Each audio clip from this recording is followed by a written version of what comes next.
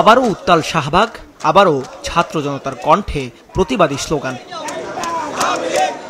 আওয়ামী লীগ নিষিদ্ধ সহ ৩ দাবিতে টানা দ্বিতীয় দিনের মতো শাহবাগ ব্লকেডে সকাল থেকে ছাত্র জনতার গণ অবস্থান কর্মসূচিতে অংশ নেয় কয়েকটি রাজনৈতিক দলও। সবার কণ্ঠে ছিল আওয়ামী লীগের বিচার ও দলটির সাংগঠনিক কার্যক্রম বন্ধের দাবি।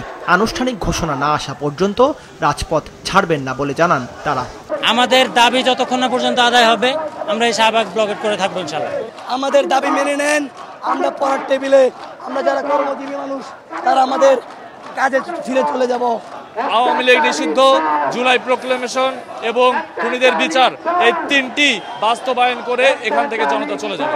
ডক্টর মোহাম্মদ ইউনূসকে বলবো, আপনি অনতিবিলম্বে আপনার সর্বোচ্চ ক্ষমতা দিয়ে আপনি জনগণের ম্যান্ডেট বুঝে বাংলাদেশের মানুষের দাবি মেনে নিন। উলামায়ে কেরামের উপরে যে তারা আগ্রাসী হয়েছিল, সাধারণ মানুষের উপরে যে আগ্রাসী হয়েছিল, বিরোধী দলের প্রতি যে আগ্রাসী হয়েছিল, তার বিচার চাই।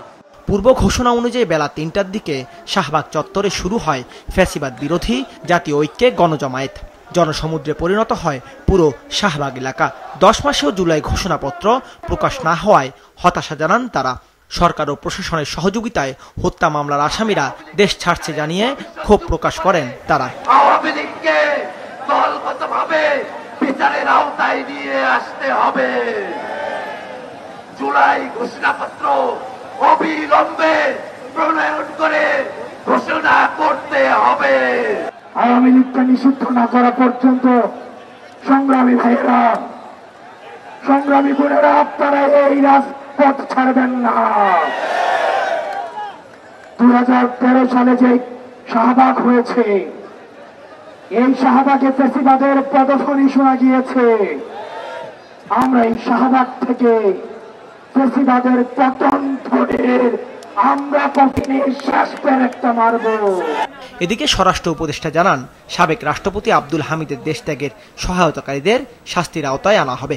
সকালে হযরত শাহজালাল আন্তর্জাতিক বিমানবন্দরে এক সংবাদ সম্মেলনে তিনি বলেন, ইন্টারপোলের মাধ্যমে শেখ হাসিনাকে ফিরিয়ে আনার চেষ্টা চলছে।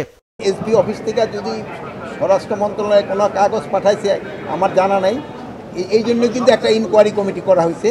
যেহেতু ইনকোয়ারি কমিটিটা এটা পুঙ্খানুপুঙ্খানু দেখে এটার বিরুদ্ধে একটা আইনানুগ ব্যবস্থা নেওয়ার জন্য বলবে, এবং এটার জন্য যারা দোষী তারা কেউ আইনের আওতায় তাদের শাস্তি পেতেই হবে।